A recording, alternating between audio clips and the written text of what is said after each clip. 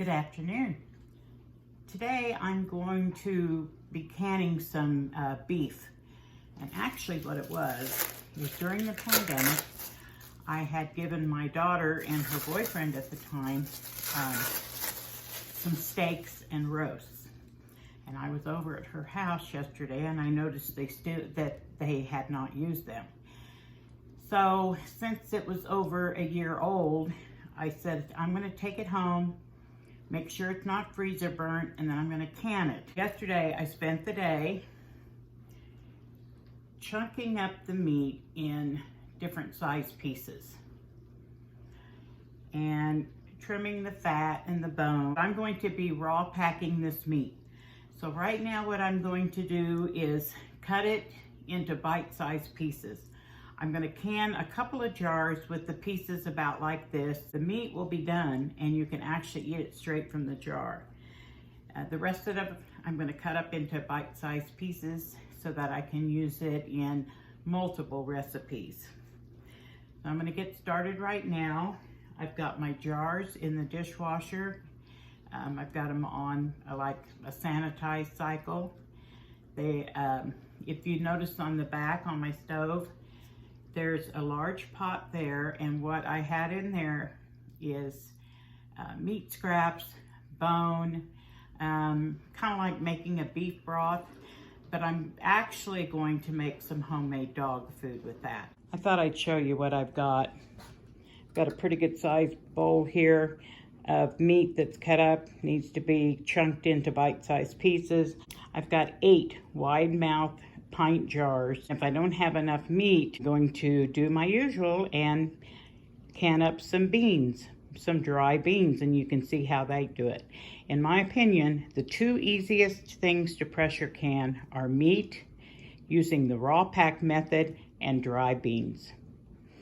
So let me get busy and cut this up. I'll show you what I'm doing. Okay, I'm actually kind of anxious to see how this is going to turn out because this was one of the most tender beefs that we've had in a long time. And by pressure canning it, it's going to be even more tender. So I'm just taking this piece of meat. I've already removed any spots that look like they were freezer burnt. And I want them like in about 1-inch cubes. Yesterday when I cleaned it up, they were partially frozen and it's much easier to do then. But I just ran out of time. So in this bowl over here to the side will be my chunks. And I think I'll cut that one up. This is a pretty good size, about the size of a deck of cards. And I've got another bowl here off to the side that I'll put my bigger pieces in, that I'm gonna can in bigger pieces. So I'll come back when I get this all cut up. Well, that worked out pretty good because just as I finished cutting my meat, my dishwasher stopped. So my jars are ready to go. They're gonna be hot. The meat is not hot because I'm raw packing. So just gonna open this dishwasher a little bit and kind of let the jars cool down. So I'll be starting with cool water, cool jars, and then cold meat. This is what I ended up with in the cubes. And I went ahead and kept this much of the bigger pieces. And then I will decide. I really don't want more than just a couple of jars. I'm doing pints only, and pints hold approximately 1 pound of meat. So I'm gonna get my jars out, get them lined up here, and then I'll show you where we go from there.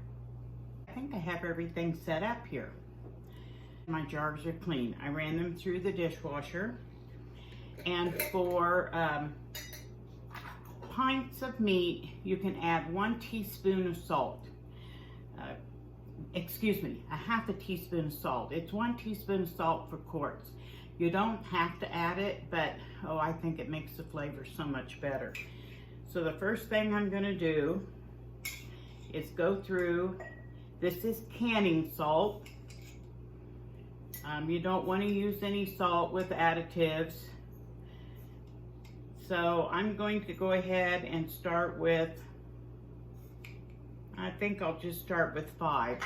I don't guess very well. So I got my funnel here, and well, let's just start out with these big pieces that I wanted. I'm gonna pick out some of the better looking ones and put 3 or 4 in. You want to pack it in pretty tight because the meat will shrink, and also you do not need to add any broth. When you raw pack, it makes its own broth, and that's why I really like doing raw pack meat. It is so simple and so easy. I'm going to leave 1 inch headspace. So I've got it packed in there tight, the salt's in there, and now I'm going to continue and I'm going to do the cubes. Again, get it in there and pack it in tight. And I'm going to get my debubbler in a little bit and debubble as much as I can.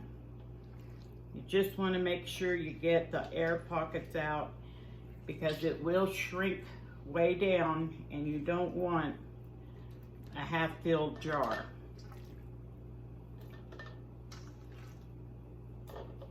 Yes, I washed my hands. And yes, I will wash my hands when I'm done. Oh good, I may end up with a canner full of meat. That'll be great. Okay, I'm really pushing it down in there.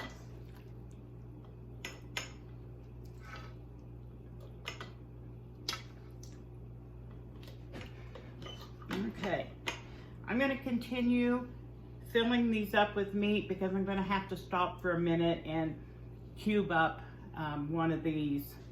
Well, let's see. Maybe it'll fill up another jar. Oh, looky there, I will have.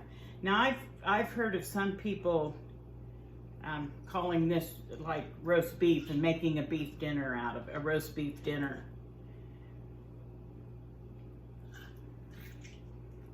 I think there's 5 or 6 pieces of meat in there.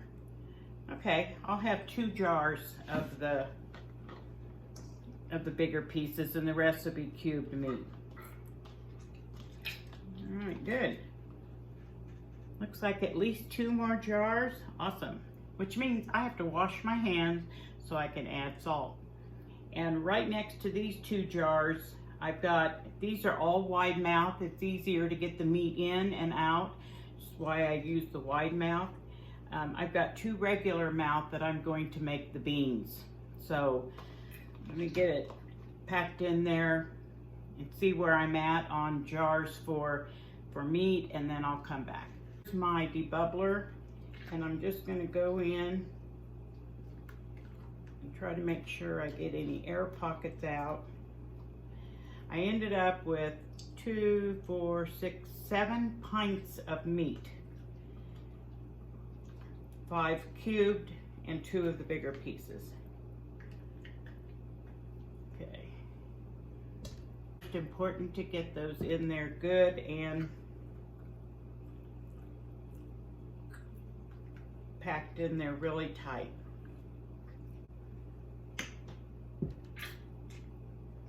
Okay, again, you don't need to add any broth, any water, anything. Sometimes people will add maybe some onions or some different flavorings to their meat. I just like it plain. That way I can add any seasonings or sauces after I open the jar.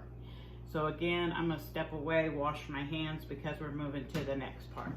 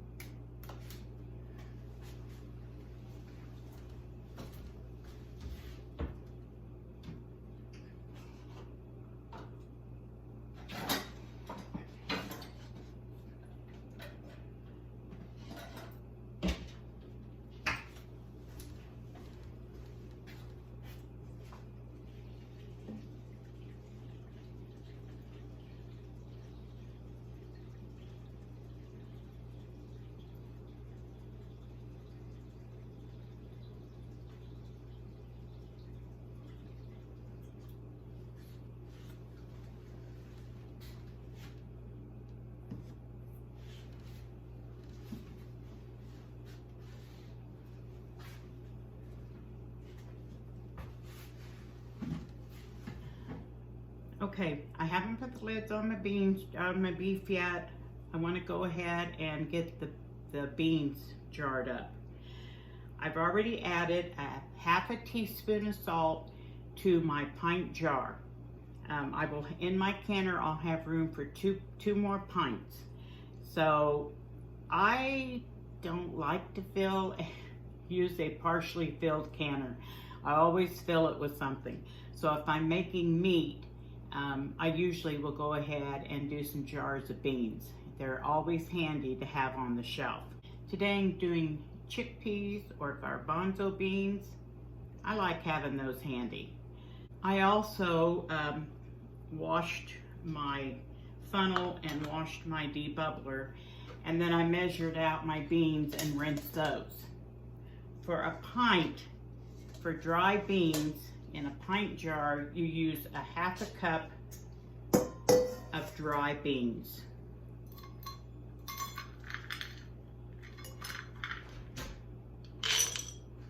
And again, with beans, some people will add onions or, you know, something for a little extra flavor. I have a little bit more here, so I'm just going to add a few more beans to each one. And then you fill your jar up to 1 inch from the top with tap water. Some people will use broth, but I just use tap water. Again, I just want to do any flavoring or what have you after I open the jar.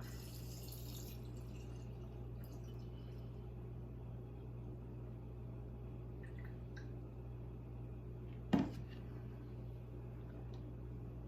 I'll get the debubbler. Slop water everywhere.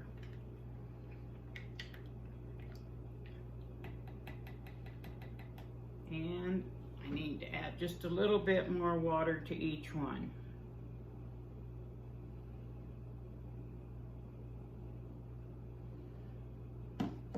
Okay, now, and I'm gonna go ahead and put the lids on my beans first so there's no cross-contamination. I've got a clean paper towel. This is white vinegar. If I was just doing beans, I wouldn't need the vinegar because I could just clean that off. But since you're doing meat and there's fat in that, you want to make sure that it's very, very clean, and the white vinegar will cut that fat. So first I'm going to go around the rim of my jar, and at the same time I'm feeling for any cracks or chips. If you find a crack or a chip in your jar, you just want to throw it away. It's not going to seal, and you certainly don't want it to break in your canner. I have my lids in a bowl right here in hot water. It's not necessary, it's just an old habit. I'm just going to put them right on there. My rings are sitting over here. As with all metal lids, you just put it on the ring on until it's finger tight. And of course, I'm using 4 jars canning lids. I love these lids. I have never had a failed seal with these, and I have used many of them. Okay, this is ready, and I'll just put them all in the canner at the same time. All right, now I'm going to get my paper towel and do the same thing with the rims of the jars of meat. Making sure there's no chips or cracks. Get that really clean. Get off any residue. Make sure there's no meat or fat on the jar rims. Oop. Nope. Thought I had a crack there, but I don't. That's why it's very important to check that. Because let's face it, if you have a jar break in your canner, that'd be a pound of beef. And we know how expensive that's gotten these days. So now I'll just take all my lids.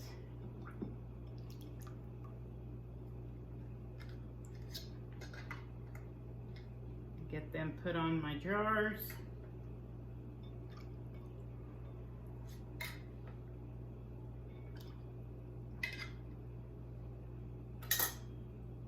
Again, those are 4 jars, canning lids.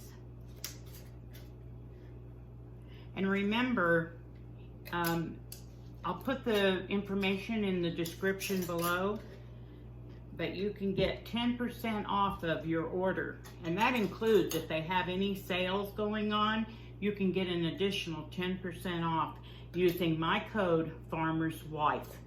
The description, the link and information will be in the description below. This meat is shelf stable, on your shelf. I've used it after, I'm thinking 3 years, and it was still good. And I know people have said it's lasted a lot longer than that. Okay, I'm gonna go put these all in the canner. Okay, I have a clean paper towel with a little bit of olive oil on it. And I'm just going to put just a thin coat around the rim of the canner and a thin coat around the lip of the lid. This is an All-American, and there is a notch right here on the canner. And on the lid, there's an arrow. And you want to line these up. I'm going to turn my heat on high and get my water started heating up. Okay, line up the arrow and the notch. You twist these, and then the wing nuts you're going to bring up crisscross. You don't tighten them, you just bring them up and just put them down gently so that they stay.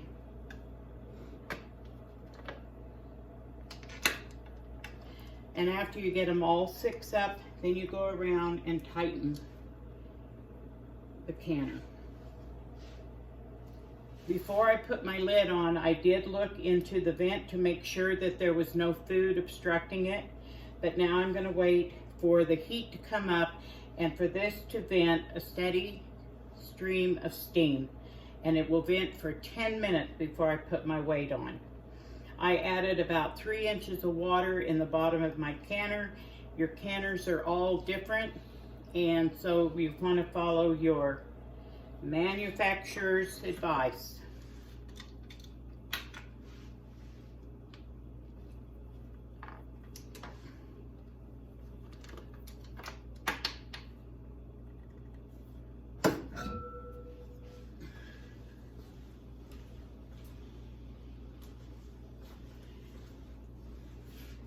I'm taking this little bit of vinegar that I had left and I'm pouring it in there so that I don't get a film on my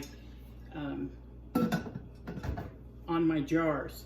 Okay, I'm lining up my arrow to the notch, sliding the lid over, and now you bring the wing nuts up. You don't tighten them down, you just bring them up to where they won't fall over, and you do it crisscross.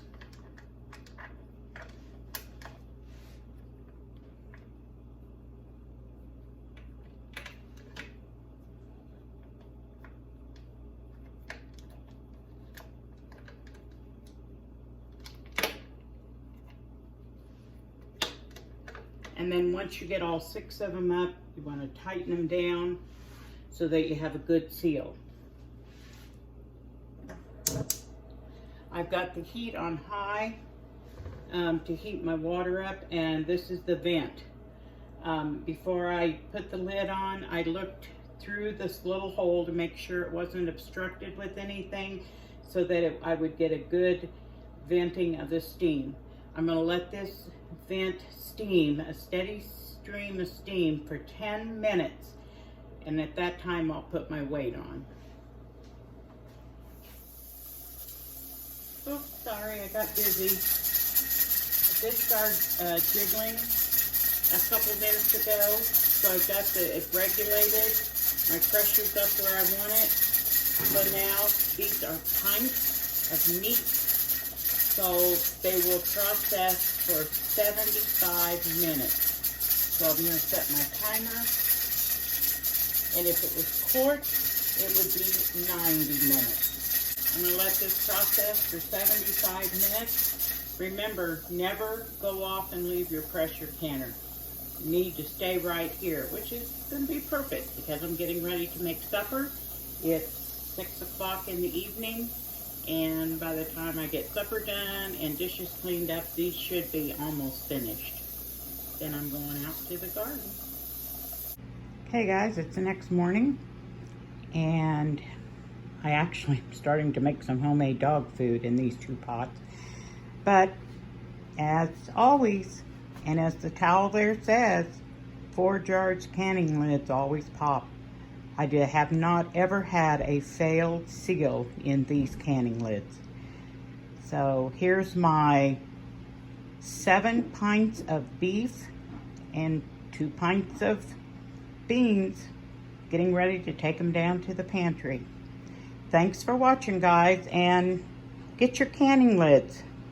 The information's in the description box below.